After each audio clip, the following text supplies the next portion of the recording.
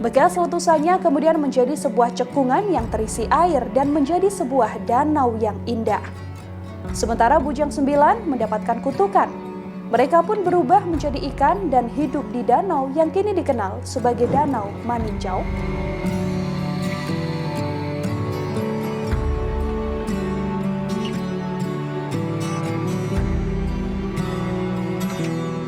Danau Maninjau.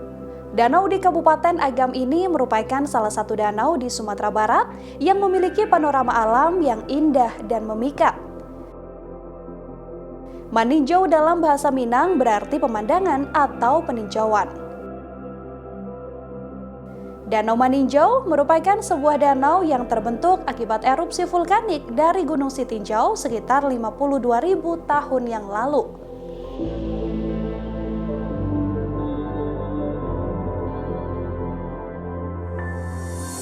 Danau ini terletak sekitar 140 km sebelah utara dari Kota Padang, 36 km dari Kota Bukit Tinggi, dan 27 km dari Lubuk Basung, Kabupaten Agam.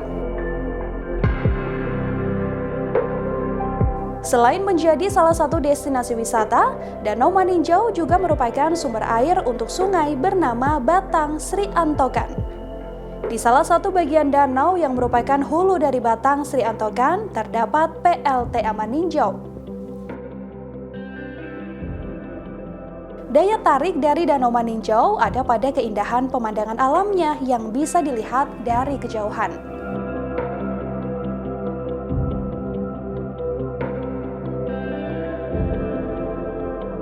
Jika mengunjungi danau ini dari Kota Bukit Tinggi, maka kita akan melewati jalanan Kelok 44 yang berkelok-kelok.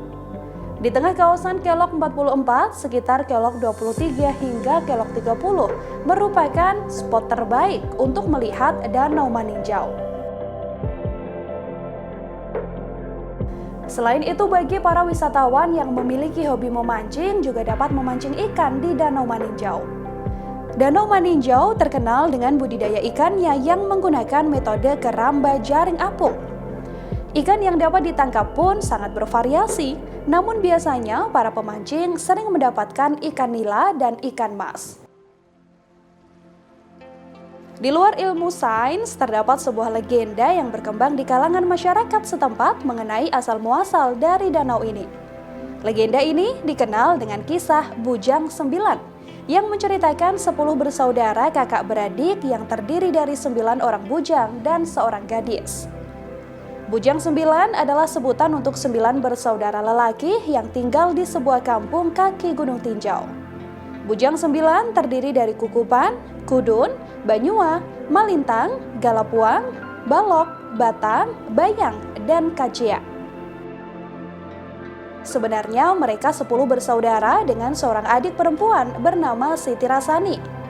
Orang tua mereka sudah lama meninggal sehingga keputusan di rumah dipegang oleh si sulung yang bernama Kukuban. Mereka juga terhitung masih bersaudara dengan pimpinan di kampung tersebut, yaitu Datuk Limbatang. Baik Bujang 9 dan Siti Rasani adalah anak yang giat sehingga Datuk Limbatang, paman mereka, kerap mengajari keterampilan untuk bertani dan mempelajari tentang adat setempat. Hal itu tak lepas dari janji Datuk Limbatang pada kakak perempuannya yang juga amak dari 10 bersaudara tersebut. Setiap datang ke tempat Bujang 9, istri serta putra Datuk Limbatang yang bernama Giran pun ikut turut serta. Para lelaki bekerja di ladang sementara yang perempuan memasak dan berbenah di rumah. Seiring berjalannya waktu, kemampuan Bujang 9 menggarap sawah semakin baik dan membawa hasil melimpah. Sementara Siti Rasani juga tumbuh menjadi remaja putri nan cantik dan baik budi. Tanpa diduga, karena kerap bertemu, tumbuhlah rasa cinta antara Siti Rasani dan Giran.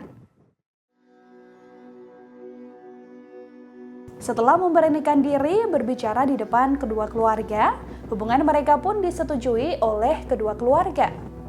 Hubungan berlangsung baik hingga pada perayaan panen raya, Kukupan dan Giran berhadapan dalam sebuah pertunjukan adu ketangkasan dalam bersilat. Giran yang menangkis serangan membuat kaki Kukuban patah sehingga si sulung merasa dipermalukan.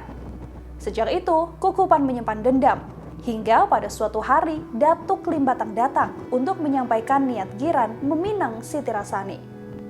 Kukuban menolak dengan tegas maksud baik itu karena masih merasa dendam pada Giran. Hal itu membuat Siti Rasani dan Giran sedih dan memutuskan untuk berdiskusi di pinggir sungai untuk mencari jalan keluar agar mereka bisa menikah. Sayangnya setelah berdiskusi panjang, mereka tak juga bisa menemukan jalan keluar. Dan pada akhirnya Siti Rasani memutuskan untuk pulang. Baru akan beranjak, sebuah tanaman berduri merobek sarung yang ia kenakan. Pahanya pun terluka. Sontak, Giran segera mencari tanaman obat untuk mengobati kaki kekasihnya. Tiba-tiba saja Bujang 9 datang bersama warga dan dengan penuh amarah menuduh mereka melakukan hal yang tidak pantas. Sidang adat pun dilakukan untuk menentukan nasib dua sejoli tersebut.